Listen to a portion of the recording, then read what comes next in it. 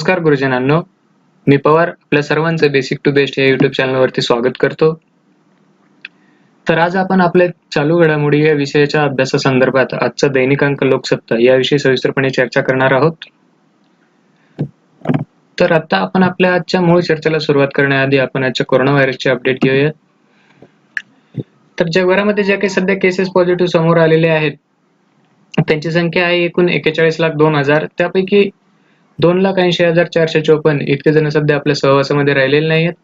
त्याचप्रमाणे या रोगावरती मात करणाऱ्यांची संख्या सुद्धा चांगलीच आहे, ती आहे 14,42,986. राज्याप्रमाणे जर आपण या संख्येचा विचार केला तर महाराष्ट्र राज्याचा या सगळ्यांमध्येच एक प्रथम क्रमांक लागत आहे आणि ज्या काही पॉझिटिव्ह केसेस समोर आलेले आहेत त्यांची संख्या आहे 20,228.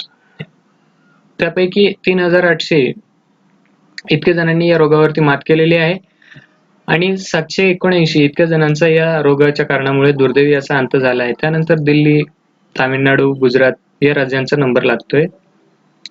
तर दिवसेंदिवस जी काही संख्या वाढत आहे तर महाराष्ट्रामध्ये तर या संख्येमध्ये लक्षणीय अशी वाढ होत असल्या कारणानं सगळ्यांसाठीच आपल्या हा एक चिंतेचा विषय बनलेला आहे.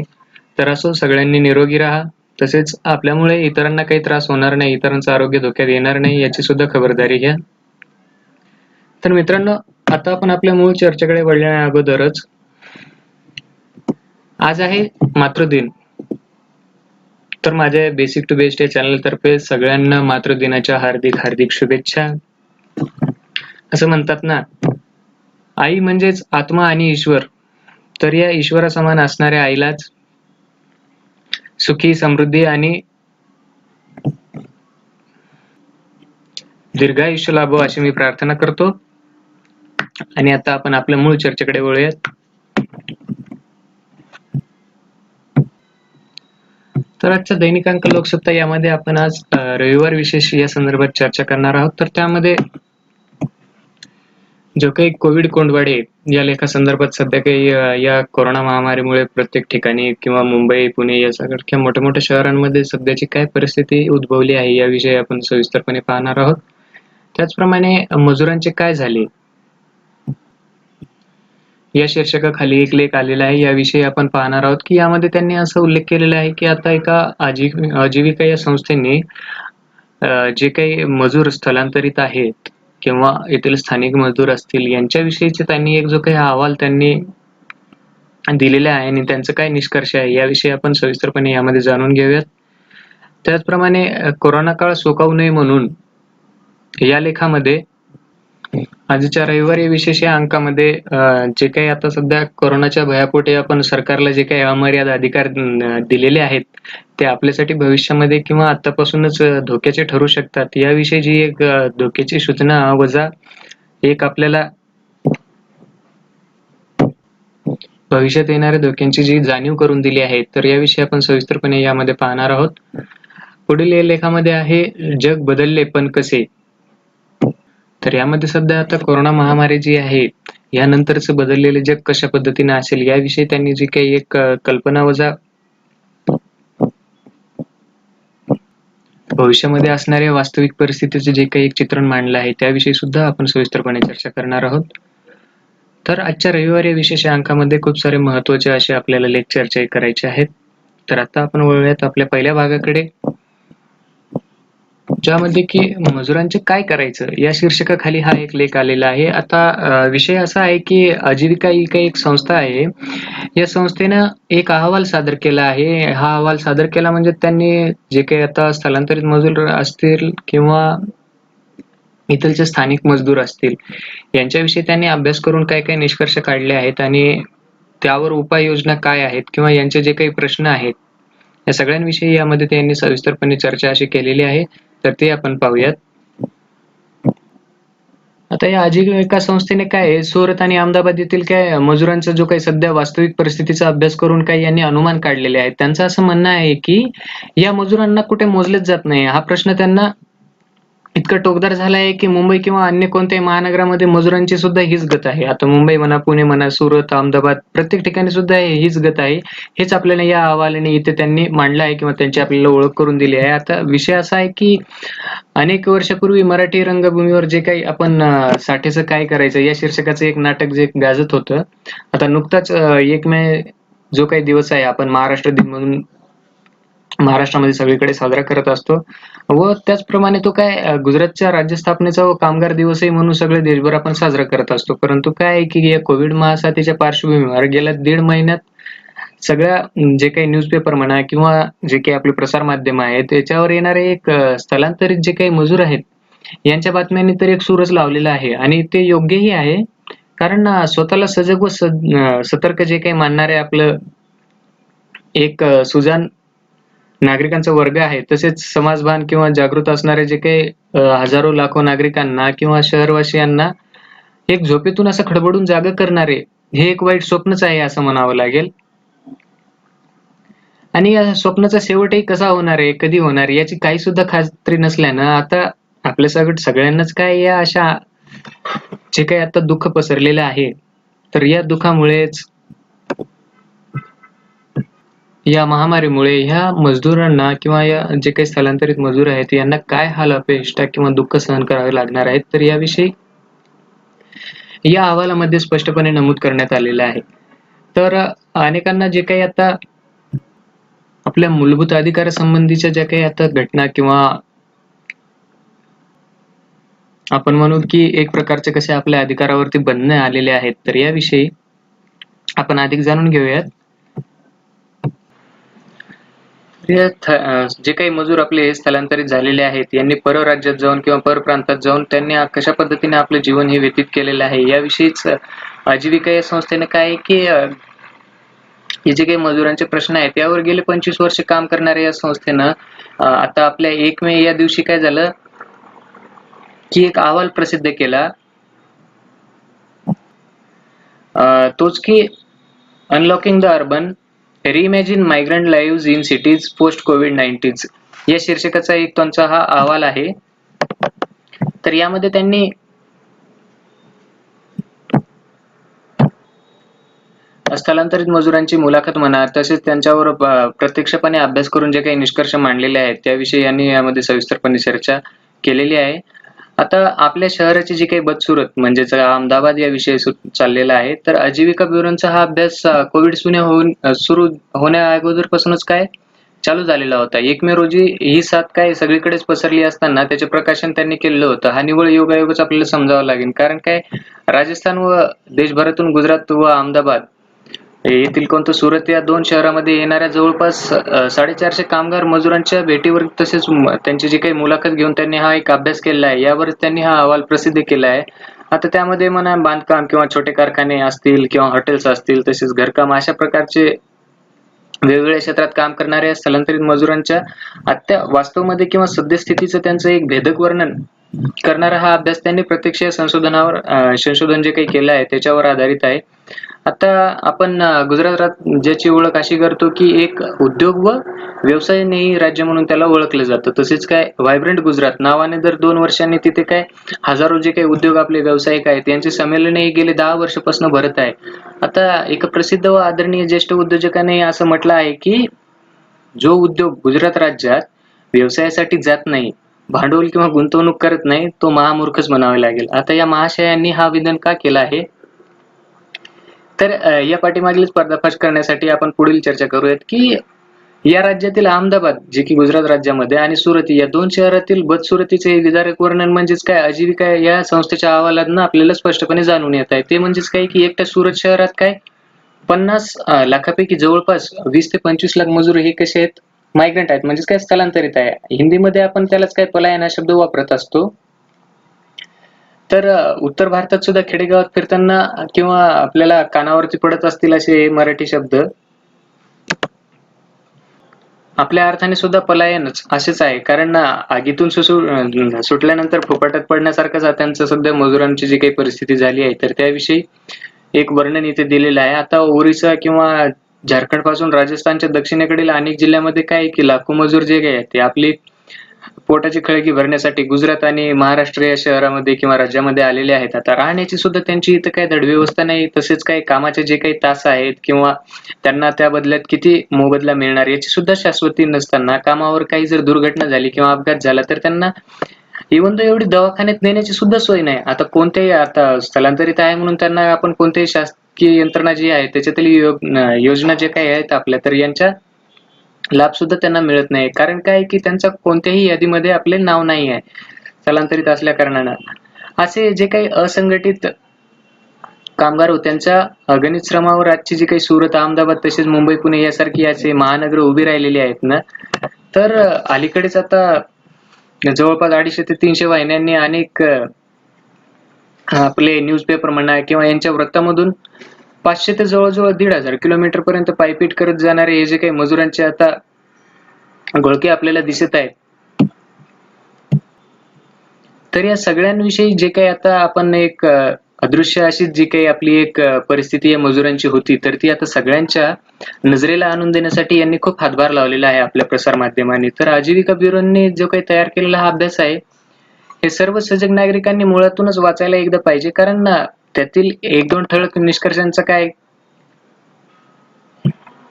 जरी आपल्याला त्यांची ओळख झाली तरी सुद्धा काय सध्या त्यांच्यावरती काय वाईट परिस्थिती आहे किंवा त्यांची सद्यस्थिती काय आहे, तर याविषयी आपल्याला माहिती मिळू शकते आणि तो सध्या एक कळीचा असा मुद्दाच बनलेला आहे.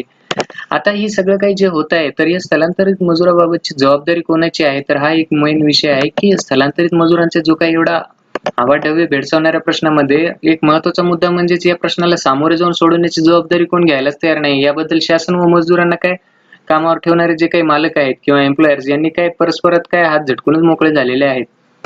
ते अशा पद्धतीने की आता जिथे नव्या उद्योग रचनेमध्ये मालक हा शब्द आता जवळजवळ अदृश्य असंच झालेला आहे. कारण उदाहरणार्थ अनेक शहरामध्ये जे काही आपण मेट्रो बांधकामांची कामे सध्या तर आपल्या भारतभर सुरूच आहेत, पण त्या शहरासाठी एक नवीन कंपनी शासनाने स्थापन केली आहे. आता या कंपनीतर्फे काय एका मोठ्या कामाचे छोटे छोटे अनेक तुकडे काढून छोट्या छोट्या कंपन्यांना ही कामे दिली जातात. तर त्या कंपन्याकडून काय ज्या काही त्यांच्या उपकंपन्या या साखळीत 7व्या 8व्या 10व्या पायरीपर्यंत एक एक कंत्राटदार जे काही आहेत आपण ते 50 किंवा 100 किंवा 200 जे काही मजूर आहेत यांना कामावर ठेवत असतात. त्यातही लोखंडाचे काम करणारे, काही वेगवेगळे कामाचे म्हणा, खड्डे करणारे म्हणा किंवा उंचावर जाऊन जे काही काम करणारे मजूर असतात, काही रंगरंगोटी करणारे सुद्धा असतात. या वेगवेगळ्या मजुरांचा काय यामध्ये समावेश आहे. तर अर्थातच हे बहुतेक मजूर जे काही आलेत ते परप्रांतातून जास्त आलेले आहेत. आता काम सुरू होताना व संपताना नेहमी यांना काय मिळत असतं की आपले जे काही मळके कपडे आहेत, या मळके कपड्यांनी त्यांना जो काही पिवळ्या कलरचा हेल्मेट दिलेला असतो, ते हेल्मेट घेऊनच आपल्याला राहतो त्या ठिकाणीच त्यांना जाण्याची वेळ येत आहे. इतके त्यांनी जीवावरती उदार होऊन हे कार्य करत असतात, तरी सुद्धा त्यांची कशा पद्धतीने एक सध्या परिस्थिती आहे आणि ते कशा पद्धतीचं जीवन व्यतीत केलेलं आहे याविषयी त्यांनी इथे वर्णन केलेलं आहे.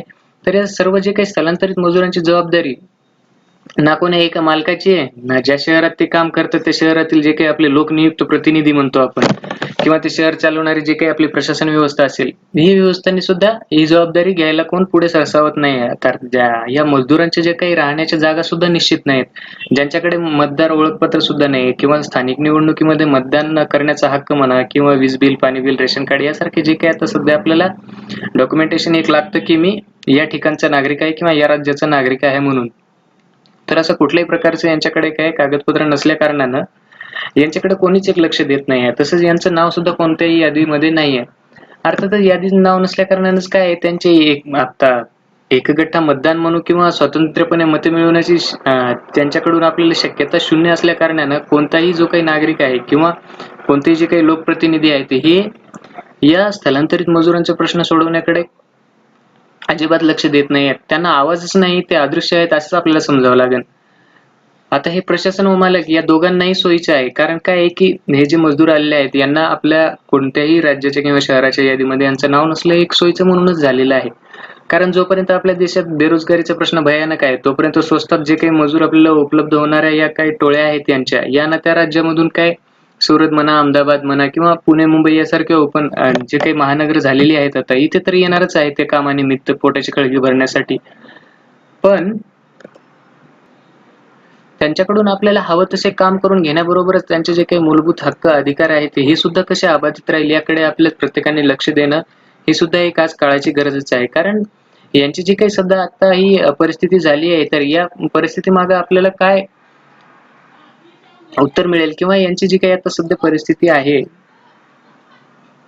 तर या परिस्थितीवर मात करण्यासाठी आपल्याला सगळ्यांनाच एक उत्तर शोधण्याचा प्रयत्न करावा लागणार आहे. जवळपास आज काय आपल्या देशामध्ये असे जे काही स्थलांतरित केलेले किंवा वर्षभर जवळ-जवळ 1 महिना म्हणा किंवा त्यापासूनच पुढे 11 महिने घरापासून लांब राहणाऱ्या किड्या-मुंगीसारखं जीवन जगणारे हे जे काही स्थलांतरित मजूर आहेत, ते कसेबसे आपले पोट भरणारे कमीत कमी 7 ते 10 कोटी मजूर आपल्या सध्या देशामध्ये आहेत. तर त्यांच्या या प्रश्नाला आता या कोरोना महामारीच्या निमित्ताने का होईना काहीतरी आपल्याला एक दृश्यरूप आले किंवा त्याला एक सगळ्यांच्या दृष्टिकोनात आलंच आहो. त्यामुळेच काय आहे की हा मुद्दा आता एक कळीचा असाच बनलेला आहे. आता एवढे प्रचंड प्रश्न आपल्या समाजासमोर असताना सुद्धा या वास्तवाची निदान जाणीव तरी आपल्याला याआधी झाली होती का नाही? तर काय या असंघटित किंवा अदृश्य कामगारांना त्यांचे प्रश्न सोडवण्यासाठी 3 उत्तरांची अपेक्षा आहे, असं त्यांनी या अहवालामध्ये नमूद केलं आहे. ते म्हणजेच काय की एक फॉर्मल, दुसरा आहे तोच ॲडिक्वेट आणि तिसरा आहे काय कन्सिस्टंट म्हणजेच काय आपण मराठीमध्ये म्हणू की अधिकृत, औपचारिक, पुरेशी किंवा उचित आणि सातत्यपूर्णता. अशा पद्धतीनेच असे जे 3 शब्द या अहवालामध्ये त्यांनी वापरले आहेत. तर काय आहे की पूर्णपणे जी काही बेभरवशी व मालकाच्या म्हणजेच काय आपण शेठ यांच्या मर्जीवर अवलंबून असलेली ही काही रोजगार यंत्रणा अधिकृत होणे ही काय अत्यंत आवश्यक आहे. कारण अशा लाखो कामगारांना त्यांच्या श्रमाचे उचित असे योग्य मोबदला किंवा पैसे त्यांना मिळणे सुद्धा काय आवश्यकच आहे. आणि या समाजवर्गासाठी एक सातत्यपूर्ण धोरण निश्चिती व त्यांची अंमलबजावणी काय सगळ्या पातळीवरनं प्रशासनाकडनं जे काही व्हायला पाहिजे ते सुद्धा एक आवश्यकच मानलं जाईल. तर आता आपण असं मान्य जरी केलं, परंतु ते दिवस कधी येणार की सगळ्या मजुरांचे जे काही धोरण निश्चिती केले जाईल किंवा त्यांना आपण केलेल्या कार्याबद्दल उचित मोबदला मिळेल. तर तोपर्यंत या मजुरांचं काय करायचं हा प्रश्न तर अजूनही आहे तसाच राहतोय. तर यामध्येच लेखकाने आपल्याला मजुरांची जी काही स्थलांतरित मजूर आहेत याविषयीची त्यांची जी सद्यस्थिती आहे तर त्यांच्यावरती एक प्रकाशझोत टाकण्याचा यांनी प्रयत्न केलेला आहे आणि सध्या त्यांची जी परिस्थिती आहे ती खूपच हालाकीची आहे. आपण नेहमी प्रसारमाध्यमाच्या दृष्टीने म्हणा किंवा त्यांच्या सहाय्याने आपण नेहमी यांची काय सद्यस्थिती आहे ही तर आपल्याला त्यांच्या हलाखीच्या आयुष्याची जाणीव करून देतच आहेत. परंतु यावरती काही उपाययोजना करून त्यांची जी काही सध्या परिस्थिती आहे त्यांना या परिस्थितीमधनं बाहेर काढण्यासाठी आपण काय सध्या त्यांच्यासाठी उत्तर शोधू शकतो किंवा काय एक उपाययोजना राबवू शकतो याविषयी आपल्या सगळ्यांनाच एक विचार करण्याची आवश्यकता आहे. आणि फक्त विचारच करून चालणार नाही तर योग्य असे पावलं सुद्धा या दृष्टिकोनातून आपण उचलायला हवेत. तर असो खूप सुंदर असा लेख होता आणि विशेष म्हणजे मजुरांचे काय करायचे या लेखामध्ये मजुरांची जी काही सद्यस्थिती आहे याविषयी आपण योग्य प्रकारे असं जाणून घेतलेलं आहे. तर आता आपण पुढील चर्चेकडे जाऊयात.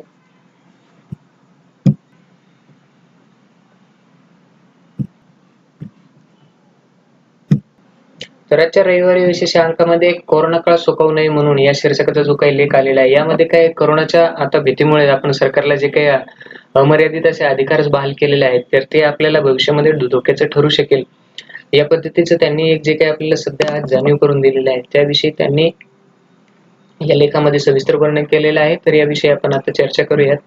तर मूळचा मुद्दा असा आहे की कोरोना संकटाशी मुकाबला करण्याचा या आधीचा अनुभव आपल्या कोणाकडेही नव्हताच किंवा कोणत्या देशाकडे नव्हताच. हा ठराविक आहे की कोणत्या देशामध्ये 1 महिना आधी आले असेल किंवा अन्य एखाद्या देशामध्ये जवळपास तो 1-2 महिन्यांनी नंतर पोहोचला असेल. परंतु या परिस्थितींचा सामना करण्याचा अनुभव हा कोणाकडेच नव्हताच. म्हणजेच आपण त्याला पूर्वानुभव म्हणू तो कोणाकडे नसल्या कारणानंच काय त्यामुळे आपण आज काय करत आहोत की जे काही आपलं राज्यकारभार चालवणारे किंवा आपले सरकार जे आहे तर यामुळे यांच्यावर टीका नको किंवा राजकारण नको म्हणत आपण जे काही सरकारने प्रयत्न चालवले आहे यांची साथ देण्याची भूमिका आपण प्रत्येक भारतीयांनी म्हणू किंवा वेगवेगळ्या देशातील अन्य नागरिकांनी सुद्धा घेतलेली आहे. मात्र कोरोनाच्या या भयापोटीच आपण सरकारला अमर्याद जे काही अधिकार बहाल करत आहोत असं प्रत्येकाला वाटत आहे. तर ही किती आपल्यासाठी धोक्याचं ठरेल हे समज वाढवण्यासाठीच काय एक काम हे संवेदनशील नागरिकांनी सुरू ठेवणे अत्यंत आवश्यक आहे. तर याविषयी आपण सविस्तर माहिती घेऊयात की आपल्याला धोकादायक कसं ठरणार आहे. तर आता कोरोना संकट काय आहे की अभूतपूर्व असंच आहे. आता सगळेच आपापल्या देशात या विरुद्ध उपाययोजना करण्यात सुद्धा व्यस्त आहेत. आता अन्य संकटाच्या वेळी जसं की आपल्याला म्हणा, महापूर म्हणा किंवा एखादं जे काही नॅचरल डिझास्टर असेल किंवा महापूर म्हणा,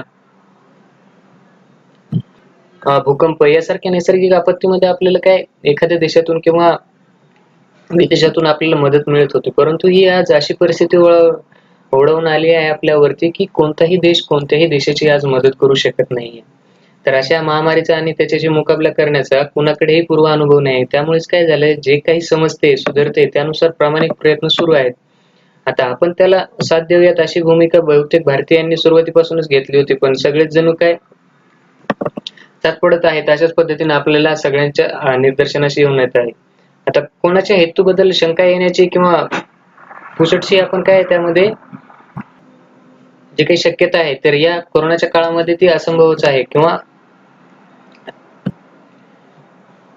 कुणी एक आपले लोकप्रतिनिधी म्हणा किंवा जे काही आपले स्थानिक प्रशासन म्हणा किंवा राज्य प्रशासन म्हणा, हे जे काही आता पावले उचलत आहेत, तर याविषयी आजकाल कोणी सुद्धा एक शंका त्यांच्याविषयी घेत नाही आहेत.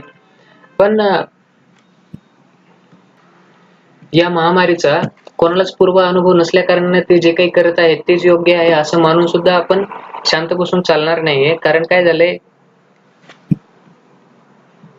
सरकारला आपण जर अमर्यादित असे अधिकार बहाल केले तर ते आपल्यासाठीच धोक्याचे आहे. तर ही एक संवेदनशीलता आपल्या प्रत्येकामध्ये एक जागृत व्हायला हवी. याच कारणाने काय आहे, की आतापासून जर आपण शांत बसून राहिलो तर खूप सारा वेळ निघून जाईल आणि पुलाखालून बरेचसं पाणी वाहून जाईल असंच आपल्याला या ठिकाणी म्हणावं लागेल. कारण जानेवारी अखेरीस जो काही आपला पहिला कोरोना रुग्ण देशामध्ये सापडून आला, आता 3 महिने झालेले आहेत, परंतु संपूर्ण देश बंद करून आता जवळपास 45 ते 47 दिवस झालेले आहेत. आता जर आपण या संकटाविषयी आणि जे काही सध्या सुरू आहे याविषयी जागृत झालो नाही तर कदाचित आपल्याला फार उशीर होऊन जाईल आणि आपण काही सुद्धा करू शकणार नाही. तर यामध्ये पहिला मुद्दा असा आहे, सध्या जो परिस्थितीने ओढावला आहे तोच आहे की स्थलांतरित मजुरांचा. हा असंघटित वर्ग देशातील एकूण श्रमिकांच्या किती आहे, जवळपास 93% आहे. आता देशाच्या विकासात सर्वसामान्य जनतेला मिळणाऱ्या जे काही आपण मूलभूत सुखसुविधा आहेत, या पुरवण्यात या वर्गाचे योगदान हे वादातीत आहे. कारण काय, देशामध्ये दरवर्षी विशिष्ट मोसमात किंवा काळामध्ये काय कितीतरी मजूर असे स्थलांतरित होत असतात. ते कोणत्या अवस्थेत जगतात यांची माहिती राजकारण्यांना आणि तेथील प्रशासकीय अधिकाऱ्यांना सुद्धा नसतं. असं म्हणणं त्यांचा अपमान करण्यासारखं ठरणार नाही, परंतु खरं जर बघितलं तर वास्तविक परिस्थिती अशीच आहे की या सगळ्यांना याविषयी काही माहिती नसते. आता हा जो काही महामारीचा फैलाव रोखण्यासाठी संपूर्ण देशभर आपण टाळेबंदी म्हणा किंवा लॉकडाऊन सारखे जे निर्णय जेव्हा सर्वोच्च अशा पातळीवरनं घेतलेले आहेत, तेव्हा या जे की हातावर पोट धरून जीवन व्यतीत करणाऱ्या या मजुरांचं खूप कमी उत्पन्न असताना सुद्धा घरातून अनेकदा या कुटुंबियांना आपल्या जे काही घरातील त्यांचे माणसं आहेत किंवा कुटुंबीय आहेत यांच्यापासून त्यांना दूर तर राहावंच लागत असतं. आता त्यांना असुरक्षित तर वाटतच असणार आहे, परंतु त्यांना एक माणूस म्हणून आपण त्यांच्याविषयी काय माणुसकी दाखवली आहे, तर याविषयी त्यांची आपण काय व्यवस्था केली आहे, हे प्रश्न आपल्या इकडे कधी सत्ताधाऱ्यांना म्हणा किंवा प्रशासनाच्या सध्या लक्षात आले नाही का, तर असाच एक प्रश्नचिन्ह आपल्या इथे आता उपस्थित झालेलं आहे. कारण महामारीच्या काळात या घटकावर अन्याय करू नका, त्यांचे वेतन कापू नका किंवा कोणाला कामावरून सुद्धा काढू नका, अशी सल्लेवजा पत्रके अनेक सत्ताधिकारी जे काही असतील तसेच काय आपलं शासन असेल यांनी काढलेली आहेत. म्हणजेच हा घटक या महामारीत सर्वात असुरक्षित स्थितीत आहे याचं भान तर शासन यंत्रणेला होतं, पण त्याच्या काही संभाव्य यातनाकडे आपण दुर्लक्ष करण्यात शासनाने जी काही धन्यता मांडली आहे, तर ती आपल्याला एक शोकात्मक अशी कहाणीच म्हणावं लागेल.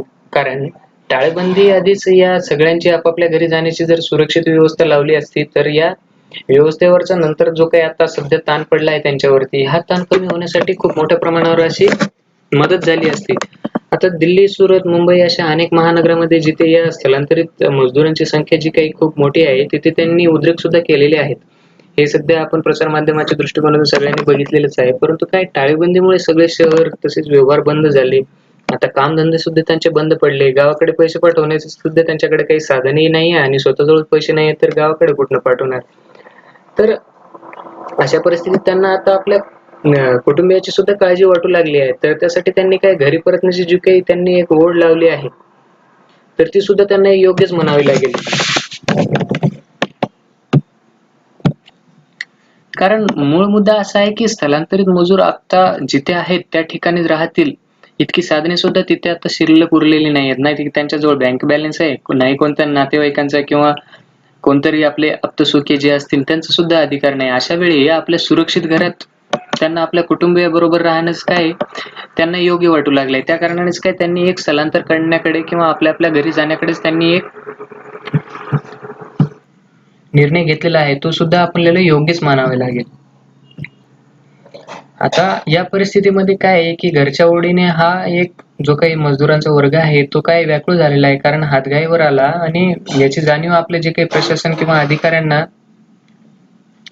झाली नाही तर ते आपल्यासाठी एक घातकच म्हणावं लागणार आहे. कारण आपण आपल्या भावसंवेदना जे काही आहेत इतक्या वर्गीय करून ठेवल्या आहेत का याविषयीचे प्रश्नचिन्ह इथे निर्माण होतो.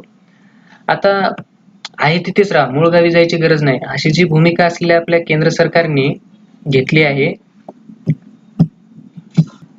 या मजुरांविषयी, तर त्याला काही राज्यांनी हे सुद्धा काहींनी मान्य केले, काही राज्यांनी हे सुद्धा अमान्य केलेले आहे. परंतु काय आहे, स्थलांतरितांना आपापल्या जे काही कुटुंबासोबत त्यांच्या मूळ गावी पाठवणे हे हिताचं ठरेल असा सुद्धा निर्णय झाला आहे. मग प्रश्न आला ते यांची जे काही आता घरी तर पोहोचून देऊया त्यांना, परंतु यांच्या प्रवासाची सोय आहे ती कोण करणार? कारण परदेशी अडकलेल्या भारतीयांना परत आणण्यासाठी खास विमाने पाठवून केंद्र शासनाने त्यांची जी काही मोफत व्यवस्था केलेली आहे.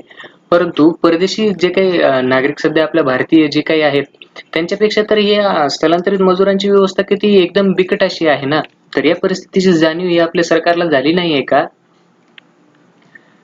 तर हाच एक मुद्दा इथे उपस्थित झालेला आहे की मूळ मुद्दा यामध्ये असा की जे काही आपल्या रेल्वेचे अध्यक्ष आहेत सध्या रेल्वे बोर्डाचे व्ही.के. यादव यांनी असे सांगितले की आम्ही या मजुरांना स्वतःची तिकीट काढून यांना त्यांच्या मूळ ठिकाणी किंवा गावी पोहोचून देऊ. परंतु काय यांना जर आपण प्रत्येकाला मोफत जायला दिलेल तर कोणही जायला लागेल. त्यामध्येच कोण आहे ते स्थलांतरित मजूर आहे किंवा स्थानिकचे आहेत याविषयी काही माहिती असणार नाही. आणि विशेष म्हणजे या सध्या कोरोना काळामध्ये आपण सोशल डिस्टन्सिंग म्हणा किंवा सामाजिक अंतर ठेवून जे काही आपल्याला ही पूर्ण परिस्थिती एक हाताळायची आहे त्याला सुद्धा एक गालबोटच लागून जाईल असं जरी यांचं म्हणणं असलं तरी सुद्धा या मजदुरांना त्यांच्या मूळ गावी जाण्यासाठी यांचा प्रवास खर्च कोण उचलणार याविषयीच रेल्वे बोर्डानेच काय आहे की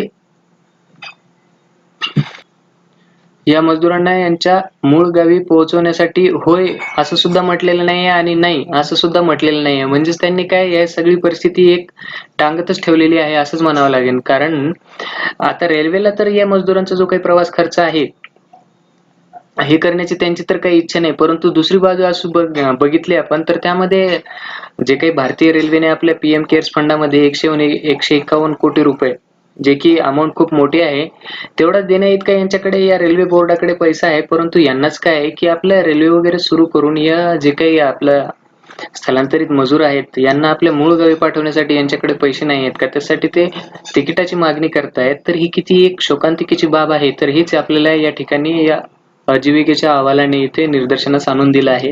आता केंद्र सरकार जे काही आपले निर्णय घेत असतं ते काही आपल्यासाठी नवीन नाहीत किंवा त्यांचे धोरणं म्हणा किंवा त्यांची जे काही पॉलिसी आहे हे आपल्याला या आधी सुद्धा माहीत झालेले असते. वेगवेगळ्या कारणासाठी म्हणजेच काय ज्या काही वेगवेगळ्या घटना घडल्या असेल आपल्याला जे काही कामगार विरोधी म्हणा किंवा शेतकरी विरोधी जे काही धोरण त्यांनी ठरवलेलं आहे याच्यावरनं आपल्याला सरकारची जी काही कृती आहे ती तर आपल्या लक्षात येतेच. परंतु एकीकडे काय आहे की जे काही मोठमोठे कर्जबुडव्यांची आहे यांनी 68,000 कोटीहून अधिक रकमेची कर्ज जी काही निर्लेखित करण्याचा निर्णय काही महिन्यापूर्वीच घेतला गेला आपल्या सरकारद्वारे. त्यातच काय पंतप्रधानांनी तत्सम व्हीआयपी वर्गासाठी 8,000 कोटीहून अधिक रकमेची जी काही 2 नवीन आपण एक विमानं खरेदी केली आहेत जवळपास फेब्रुवारी महिन्यामध्येच. तसंच काय आता हवाई दलाचे जे काही हेलिकॉप्टर आहेत आपले तर यामधनं संपूर्ण देशभर कोविड-19चा उपचार करणाऱ्या रुग्णालयावरती जे काही यांनी पुष्पवृष्टी केली आहे.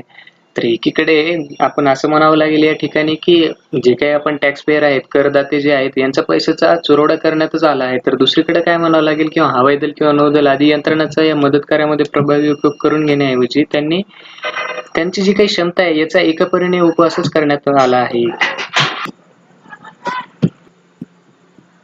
आता देशाचे जे काही तमाम असे मोठमोठे विकास प्रकल्प आहेत तसेच काही विविध सुविधा पुरवणारे जे काही व्यवसाय अत्यंत कमी अल्प दरामध्ये किंवा खूप कमी अशा वेतनावरती आणि कोणत्याही मूलभूत सोयी सुविधांपासून वंचित ठेवलेल्या या स्थलांतरित मजूर आहेत यांना या कोरोना काळाच्या निमित्ताने तरी न्याय मिळेल का अशी अपेक्षा होती. मात्र सध्या आज पूर्ण लॉकडाऊन होऊन 40 ते 45 दिवस त्यांनी अशा हलाखीच्या परिस्थितीमध्ये काढलेले असतानाही त्यांना आपल्या घरी जाण्यासाठी जे काही या स्थलांतरित मजुरासमोर आता अनेक अडचणी अशा येत आहेत, की त्यांना आपले एक वैद्यकीय प्रमाणपत्र दाखवावं लागणार आहे, की आम्हाला कोरोना पॉझिटिव्ह नाही होत आम्ही म्हणून. तसेच याचप्रमाणे विविध जे काही कागदपत्र आहे यांची पूर्तता त्यांना जी करावी लागत आहे. यामुळे त्यांच्यासमोर एक खूप मोठी अशी अडचण निर्माण झाली आहे. तरी या सगळ्या अशा शासकीय अडचणीतनं पळवाट काढत काही मजुरांनी काय आपल्या जे काही आपलं साधन आहे ते सगळं घेऊन काय या हजारो मजदूर जे काही आहेत ते पायी चालत आपल्या घराकडे निघाले आहेत. आता या सध्या उन्हाळ्याच्या मोसमामध्ये यांना एवढ्या उन्हातान्हाचं लाखो मजुरांना हजारो किलोमीटर चालणं ही काही सोपी गोष्ट नाही आहे. त्यांच्या उन्हात चालण्या कारणानंच काय काही मजदुरांना जे काही आपलं जीवही आपल्या प्राणाला सुद्धा मुकलेले आहेत. तरी सुद्धा आपल्या व्यवस्थेला अजून कशी काय जाग आलेली नाही. त्यांची या मजदुरांची जबाबदारी ही कोण राज्यावर ढकलण्यात कोण केंद्र सरकार तर धन्यता मानतच आहे. परंतु काय ही परिस्थिती फक्त एकाकडून दुसऱ्याकडेच लोटल्याने किंवा यामध्ये आमचा दोष नाहीये, तो राज्य सरकारचा आहे किंवा राज्य सरकार म्हणत असेल, की केंद्र सरकारने आम्हाला काही याविषयी सूचना किंवा त्याविषयी काही त्यांनी सुविधा पुरवलेल्या नाहीयेत. अशी फक्त चालढकल करूनच हे सगळं जे काही आता सुरू आहे या मजुरांविषयी, तर यावरती पूर्णपणे काय नियंत्रण मिळवता येणार नाहीये. तर या सगळ्या परिस्थितींवरती काय उपाय करायला पाहिजे हा सध्या सगळ्यांसमोरचा एक मोठा प्रश्नचिन्हच आहे. आता सरकार जरी यांच्याविषयी योग्य ती पावले उचलण्यास दिरंगाई करत असली तरी सुद्धा आपली जे काही माणुसकीची जाण असणारे जे काही आपले कार्यकर्ते म्हणा किंवा जे काही आपण सुजाण असे नागरिक आहेत तर हे तर त्यावेळी शांत राहणारच नाहीत. कारण टाळेबंदी जाहीर झाल्याबरोबरच देशामधील अनेक भागामध्ये जे काही आपल्या NGO असतील किंवा संघटना असतील, संस्था असतील, याच्यातील यांचे जे काही कार्यकर्ते आहेत यांनीही यांची परिस्थिती सध्या आहे ती खूप हलाखीची आहे हे लक्षात घेतले आणि गरीब मजूर जे काही हातावर पोट असणार या श्रमिकांच्या या टाळेबंदीमध्ये सर्वाधिकपणे भरडला जाणार आहे. तर या कारणाने त्यांना त्यांचं पोट भरण्यासाठी अनेक परिवारांनी म्हणा किंवा संस्थांनी म्हणा अन्न पोहोचवण्याचं त्यांचं काम हे त्यांनी केलेलं आहे. तसेच यांना जे काही मूलभूत किंवा सोयीसुविधा कशा उपलब्ध होतील याकडे सगळ्यांनी लक्ष दिलेलं आहे. आता सरकार लक्ष देत नाही तरी आपल्या प्रत्येक नागरिकांनी एक माणुसकी जपत त्यांनी हा प्रयत्न केलेला आहे. तेही सरकारची जे काही त्यांना मदत करेल किंवा या संस्थांना सरकार मदत करेल अशी काही त्यांनी अपेक्षा सुद्धा ठेवलेली नाही. आता इतकी सगळी परिस्थिती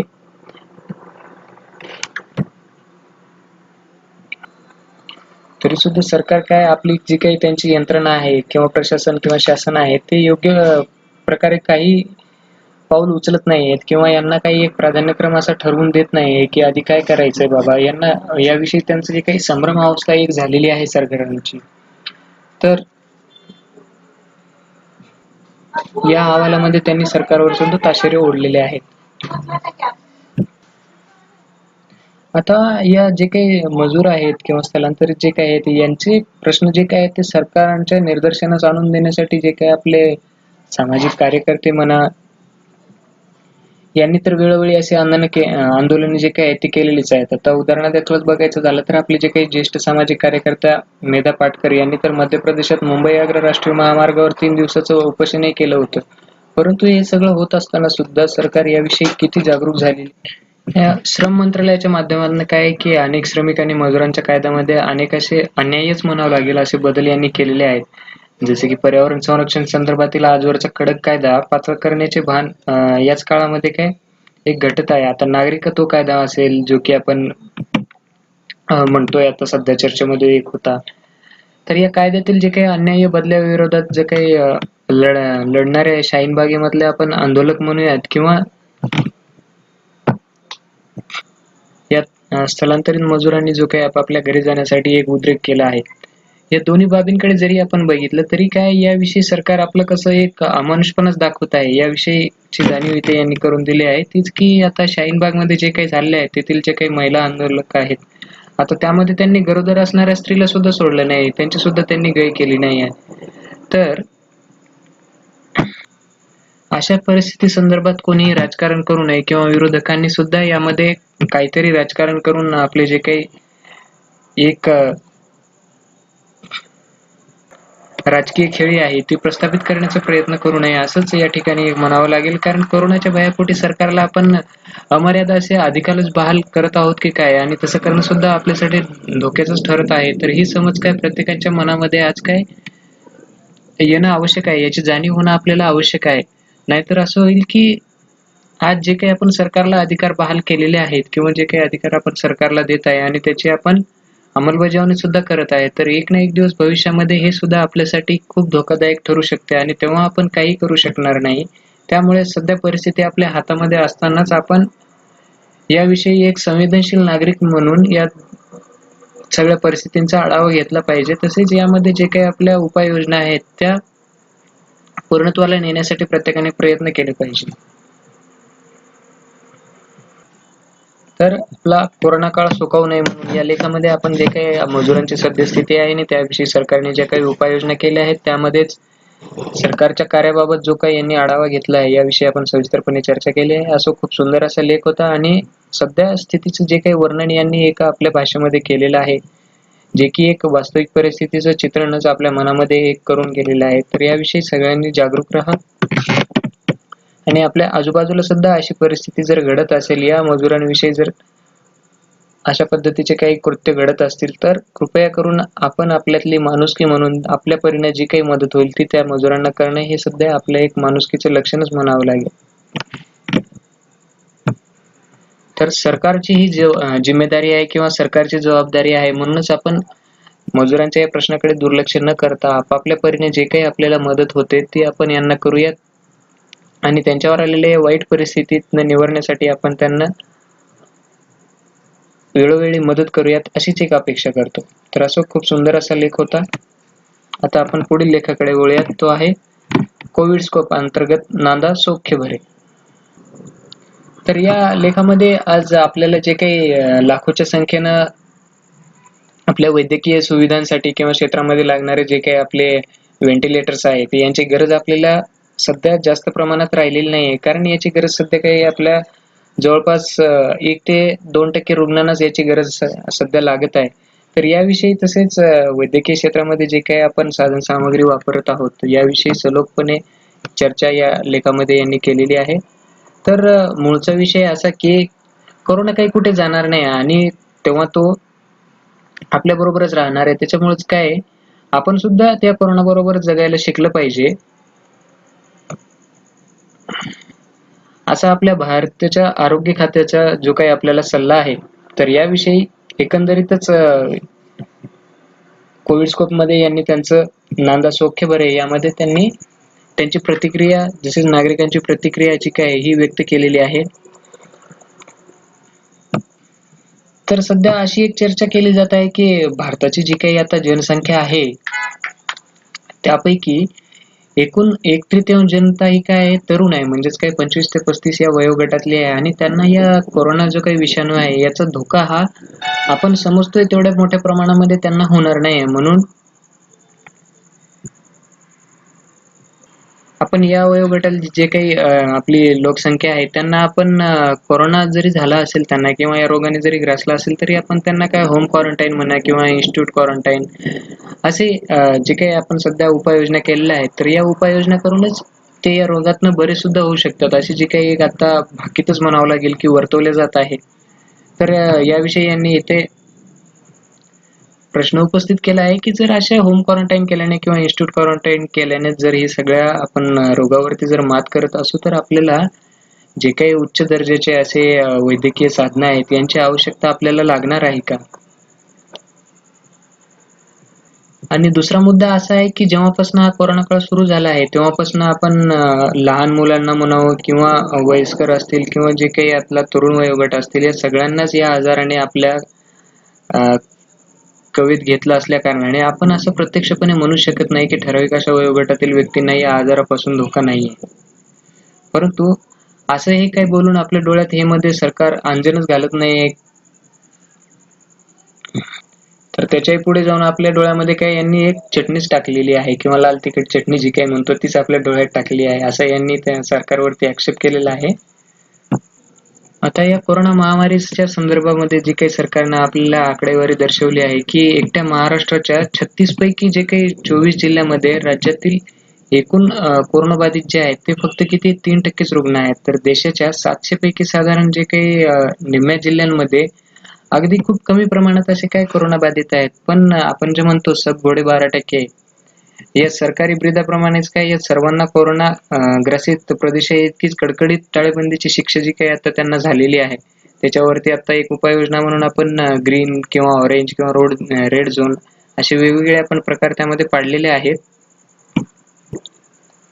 परंतु एकूणच जी काही आता ही आकडेवारी आहे ही लक्षात घेता सध्या देशभरामध्ये तब्बल काय 216 जिल्ह्यामध्ये कोरोनाचा एकही रुग्ण नाहीये.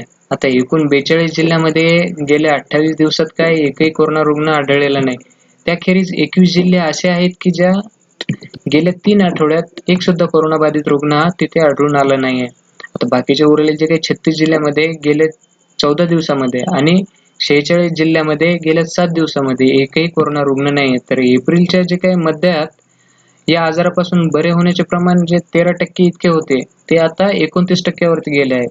परत हा आजार जो काही आहे युरोप व अमेरिकेत होता वा आता तिथे जेवढ्या गंभीर स्वरूपात आहे तेवढ्या गंभीर स्वरूपात हा आजार आता सध्या भारतामध्ये नाहीये.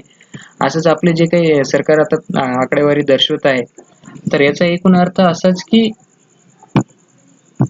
भारतामध्ये जे काही आता या रोगाने ग्रासलेले आहेत तर सगळ्या लोकसंख्येपैकी फक्त 3 ते 4% रुग्णांनाच काय आपल्याला प्राणवायू देण्याची वेळ आली आहे.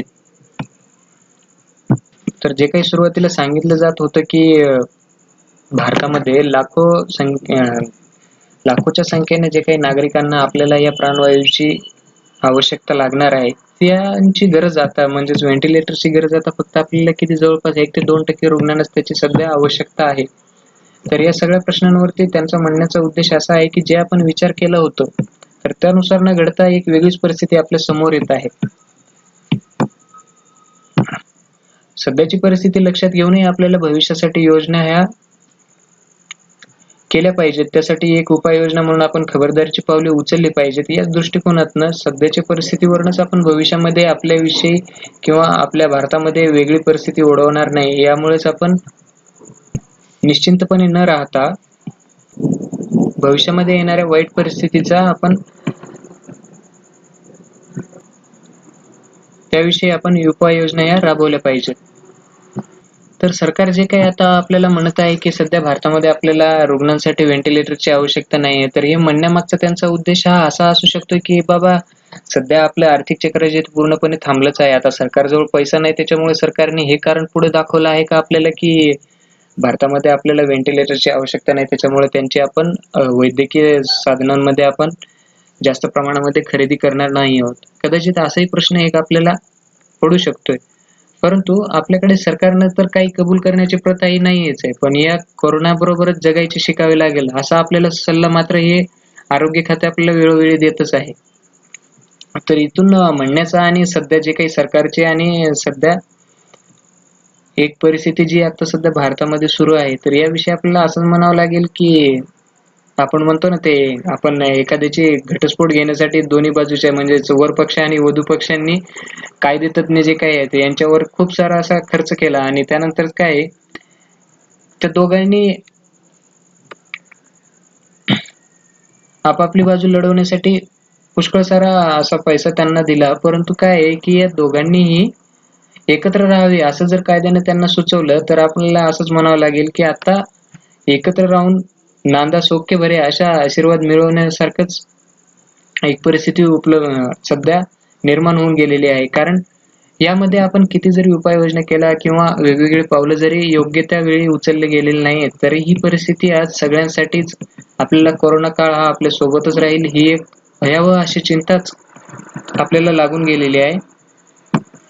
आणि या कोरोना महामारीच्या विळख्यासोबत राहणं म्हणजेच नांदा सौख्य बरे असं तर आपल्याला म्हणताच येणार नाही. परंतु या शीर्षकाखाली जे काही त्यांनी आपल्या सद्यस्थितीचं वर्णन केलेलं आहे ते खूप सुंदर अशा पद्धतीने आणि जे काही सरकारची आकडेवारी आहे आणि सरकार जे काही उपाययोजना करत आहेत तर याविषयी यांनी सविस्तरपणे इथे वर्णन केलेलं आहे. तर असो खूप सुंदर असा लेख होता. तर आता आपण आपल्या पुढील लेखाकडे वळूयात.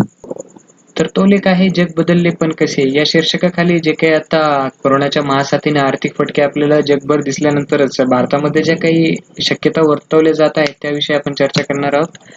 तर यामध्ये की कोरोनामुळे जगाची आता रचना बदलण्याची जी काही आशा आता सध्या वर्तवली जात आहे, पण या बदलाची सुरुवात तर आपण आर्टिफिशियल इंटेलिजन्स जे की आपण कृत्रिम बुद्धिमत्ता म्हणतो याचा वापर करूनच करण्यासाठी जी काही आपली चौथी औद्योगिक क्रांती ही या माध्यमातूनच होईल असं आपल्या सगळीकडे एक आशा वर्तवली जात आहे. परंतु पुढच्या जवळपास 10 वर्षामध्ये तरी हे बदल स्पष्टपणे आपल्याला जाणवू लागतील काय? तेव्हा पश्चिमात्य जे काही देश आहेत, तेच आपल्यापेक्षा कसे वरचढ ठरणार आहेत याविषयी यांनी इथे चर्चा केलेली आहे.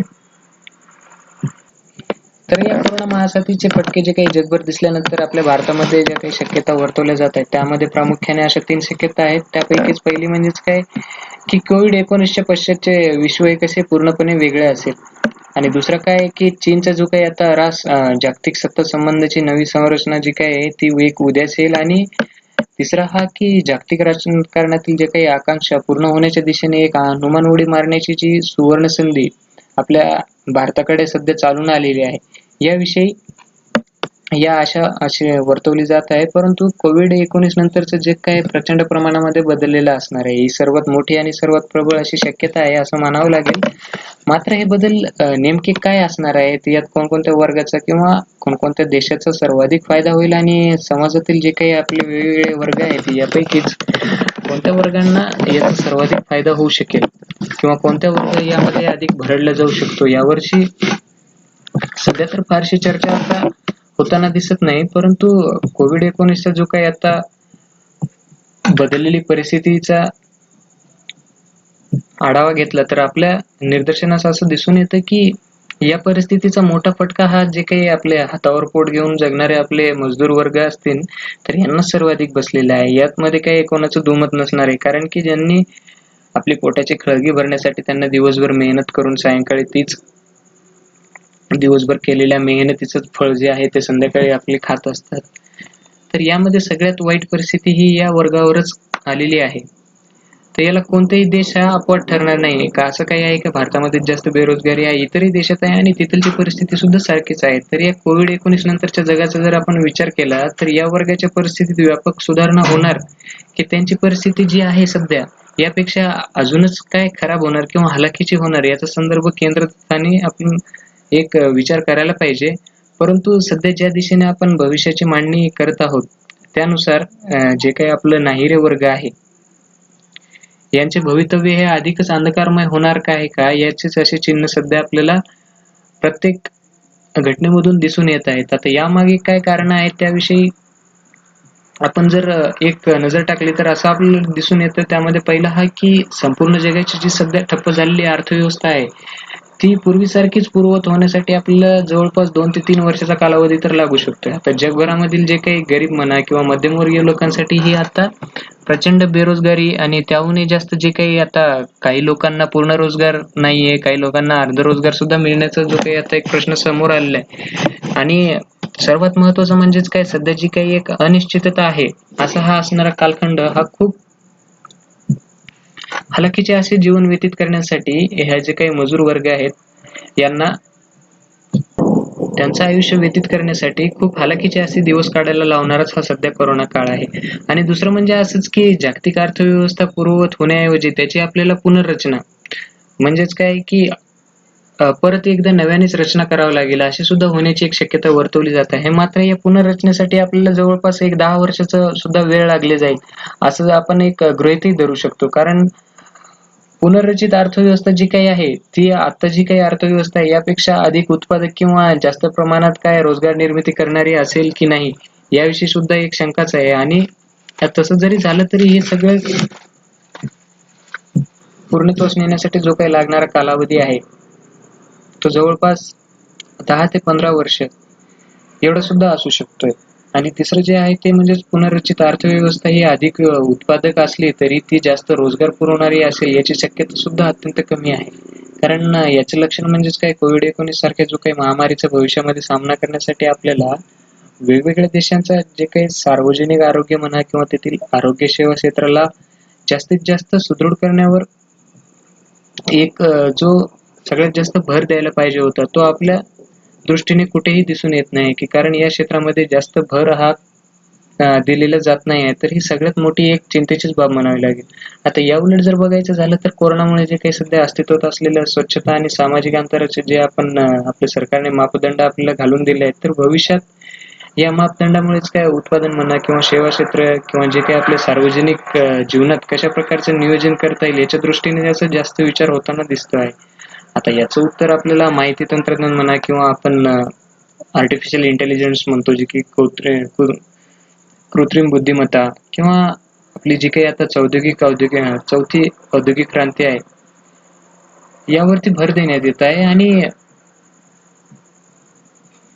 आताच्या या चौथ्या औद्योगिक क्रांतीमध्ये आर्टिफिशियल इंटेलिजन्सने जास्त काय आहे, यामध्ये जास्तीचा हातभार लावला आहे. आणि सध्याच्या कोरोना काळामध्येच काय आपण जे काही वैद्यकीय सेवा असतील किंवा इतरत्र जे काही सेवा असतील, प्रत्येक ठिकाणीच माणसानं जाणे हे आजकाल धोक्याचं झालेलं आहे. त्यामुळेच आपण रोबोट म्हणा किंवा रोबोटिक्स यासारख्या यंत्रांचा वापर करून काय ते कार्य पूर्णपणे पार पाडत आहोत. तर त्या दृष्टीनेच सध्या असं एक आशा वर्तवली जात आहे, की जी चौथी औद्योगिक क्रांतीची सुरुवात आहे, तर त्यामध्येच या कृत्रिम बुद्धिमत्ता जी काही आहे, तर याचा सगळ्यात जास्त सहभाग यामध्ये असणार आहे, अशी सुद्धा एक आशा आपण इथे वर्तवली जात आहे. या ठिकाणी आपल्याला असंही म्हणता येतं, की कोविड-19 नंतरचे जग हे कमी भांडवली नाही तर अधिकाधिक भांडवलीच होणार आहे, असं सुद्धा आपल्याला म्हणावंच लागेल. आता त्यानंतरच आपण पाहणार आहोत, की चीन खरोखरच नांगी टाकेल. यामध्ये असा आहे मुद्दा, की आता चीन या सगळ्या प्रक्रियेमध्ये जागतिक सत्ताकारणात चीनचे स्थान खाली येणार का? त्याचा जागतिक राजकारणावर काय परिणाम होणार याबाबत काय आता अनेक असे कयास म्हणा किंवा अनुमान असे काढले जात आहेत. तर हे कोविड-19च्या जे काही एकूण प्रकरणामुळे जागतिक स्तरावर चीनची पत जी काही मोठ्या प्रमाणात घटली, यामध्ये काही वाद नाहीये. परंतु दुसरीकडेच काय आहे, की जागतिक अर्थव्यवस्था ठप्प झाल्या असल्या कारणाने चीनचा जो काही आपण बेल्ट व रोडचा महाप्रकल्प होता, तो की आपण मागील लेखामध्ये आपण चर्चा केली होती. तर तुम्हाला जर त्याविषयी अधिक जाणून घ्यायचं असेल तर 9 तारखेचा दैनिक लोकसत्ता याविषयीची आपण जे चर्चा केली आहे, तो व्हिडिओ जरूर बघा.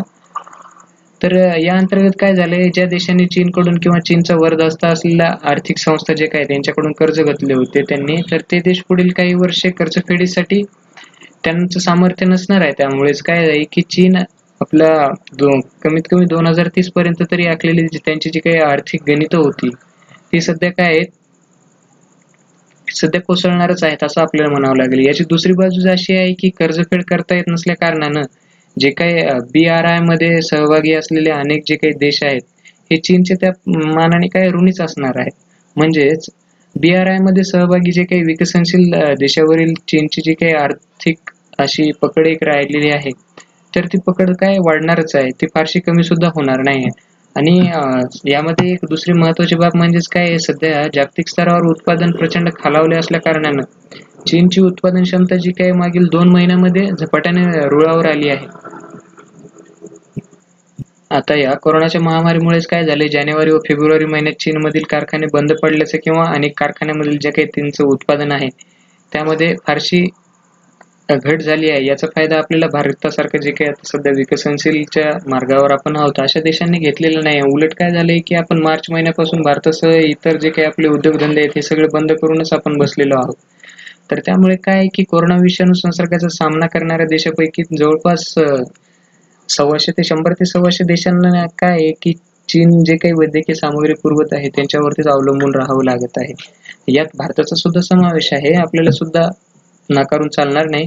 परंतु पश्चिम व पूर्व युरोप, आफ्रिका खंड आणि पर्शियन आखातातील जे काही एकूण 15 देशांमध्ये चीनने आपल्या छोट्या-मोठ्या वैद्यकीय ज्या काही तुकड्या पाठवल्या आहेत, त्यामध्ये चीनी उद्योजक आपले जॅक मा यांनी कोविड-19च्या विरुद्धच्या लढाईसाठी विकसनशील आणि गरीब देशांना भरघोस असं आर्थिक दान सुद्धा त्यांनी केलेलं आहे.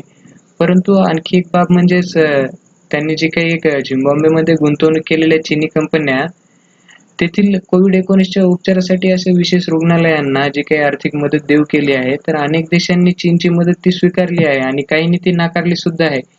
याच कारणात मेन लक्षात घेण्याचा मुद्दा हाच आहे, की सध्या हा कोरोना काळाने इतर देशाच्या ज्या काही आर्थिक चक्र मंदावले आहे, तर दुसरीकडे काय आहे की चीन जे काही आहे ते आपले आर्थिक बाजू कशी बळकट करत आहे, स्वतःचाच कसा एक आर्थिक विकास करून घेत आहे, याविषयी त्यांनी इथे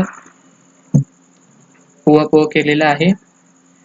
तर मुख्य मुद्दा हा चीनने उत्पादन क्षमतेचा आणि त्यांचं जे काही आर्थिक सक्षमता आहे, या संकट काळातही अशा कोरोनाच्या काळामध्ये त्यांनी जगभरामध्ये जी काही राजनैतिक एक पेरणी करण्याची त्यांची इच्छाशक्ती आहे, तर त्यावरूनच असं आपल्याला एक लक्षात येऊन जातं की चीनने आता खरोखरच नांगी टाकेल का नाही? तर हाच एक प्रश्न चिन्ह आपल्या समोर आता सध्या दिसून येत आहे. या उलट जर आपल्याला पाहायचं झालं तर भारतामधील काय अनेक उद्योगांनी लॉकडाऊनमुळे चीनशी सुरू असलेली जी काही आपली निर्यात स्पर्धा होती, त्यामध्ये आपण पाठीमागेच राहिलो आहोत. त्यामध्ये आपली पिछेहाट सुद्धा झालेली आहे. तर पुढचा मुद्दा असा आहे की चे जे काही स्थलांतरांची आशा आहे, सध्या जे काही आपल्या वेगवेगळ्या देशांचं चीनमध्ये जे काही आता उद्योगधंदे किंवा कारखाने आहेत, त्यांना आपल्या मूळ देशात किंवा आपल्या मायदेशामध्येच परत आणण्याविषयी त्यांचा जो काही एक मुद्दा उपस्थित झाला आहे, तर त्याविषयी बऱ्याचशा देशांचं असं म्हणणं आहे की आपल्या देशातील उद्योगांनी इतरत्र भांडवली गुंतवणूक करण्यापेक्षा काय आहे की स्वतःच्या देशातच त्यांनी उद्योग निर्मिती करण्यासाठी प्राधान्य द्यावे. त्याचप्रमाणे काय की आता असं म्हणावं लागेल की सत्ता केंद्र हे पुन्हा काय पश्चिमेकडेच वळलेलं आहे. कारण पूर्वेकडील महत्त्वाचे देश म्हणून आपण भारताला नव्या संधीचा शोध आणि एक नव्या समीकरणाची जी काही जुळवाजुळव करावी लागणार आहे, त्याविषयी असं मानलं जातं की 21व्या शतकात या सत्ता केंद्राची वाटचाल कशी होणार आहे, ही पश्चिमेकडून पूर्वेकडे होण्याची प्रक्रिया सुरू झाल्याचं आपल्याला दिसलंय. याचा मुख्य केंद्रबिंदू हा चीन जरी असला तरी भारत, दक्षिण कोरिया आणि आशियान जे काही देश व जपान यांचे महत्त्व आहे या अर्थरचनेच्या दृष्टीनेच काय वाढीस लागले आहे व ती वाढण्याची शक्यताही आहे. आता मात्र हे जे काही सत्ता केंद्र आहेत, ते पश्चिमेकडून पूर्वेकडे सरकण्याची शक्यता जवळपास माळवली आहे. त्या कारणाच आपण असं म्हणूयात की सत्ता केंद्र पुन्हा पश्चिमेकडेच वळले आहेत. तर आजच्या या लेखामध्ये आपण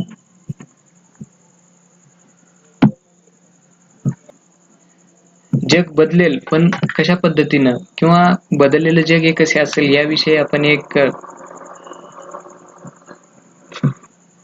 एक जे काही भविष्यातील चित्रण बघितलेलं आहे, भविष्यातील तर म्हणता येणार नाही, परंतु वास्तविक परिस्थितीचा अंदाज घेता जे काही आपण अनुमान काढलेले आहेत, याविषयी सविस्तरपणे चर्चा केलेली आहे. असं खूप सुंदर असा लेख होता आणि यामध्ये बऱ्याचशा जे काही आपल्या आर्थिक परिस्थिती असेल, जगाची जी काही अर्थव्यवस्था सध्या खालावलेली आहे, याविषयी पुढे काय होणार आहे, याविषयी जे काही आपण अनुमान म्हणा किंवा एक आशा वर्तवली जात आहे किंवा प्रत्येकच देशाने आपली आर्थिक परिस्थिती सांभाळण्यासाठी जे काही आता योजनांची अंमलबजावणी केलेली आहे, याविषयी आपण सविस्तरपणे चर्चा केलेली आहे. तर खूप सुंदर असा लेख होता. आशा करतो की तुम्हा सगळ्यांना आवडला असेल आणि तुम्हा सगळ्यांना जर मी जे करत असलेल्या प्रयत्नाचा थोडाफारही तुमच्या अभ्यासासाठी फायदा होत असेल, तर कृपा करून असं प्रत्येक वेळी म्हणणं तर योग्य नाहीये, परंतु ज्यांच्यापर्यंत तुम्ही ही माहिती पोहोचू शकतात किंवा ज्यांच्यापर्यंत हा व्हिडिओ पोहोचू शकतात, ज्यांना याची खूप सध्या आवश्यकता आहे, कारण प्रत्येकाकडेच आज अभ्यास करण्यासाठी किंवा चालू घडामोडीच्या दृष्टीने सजग राहण्यासाठी किंवा अपडेट राहण्यासाठी वाचनालय म्हणा किंवा इतर जे काही आपले लायब्ररीज वगैरे आहेत, हे सगळे बंद असल्या कारणाने त्यांच्यापर्यंत आज सध्या वर्तमानपत्र म्हणा किंवा दैनिक जे काही अंक आहेत, हे पोहोचू शकत नसल्या कारणाने आपण त्यांना एक मदतीचा हात म्हणूनच त्यांच्यापर्यंत हा व्हिडिओ पोहोचवावा अशीच एक अपेक्षा करतो. आणि जर तुम्हाला माझ्याही प्रयत्नामध्ये थोडीफार सातत्यता आणि तुमच्या अभ्यासामध्ये याचा काही फायदा जाणवत असेल, तर जरूर आपल्या मित्रांपर्यंत हा पोहोचवा. एवढीच एक अपेक्षा व्यक्त करतो. धन्यवाद.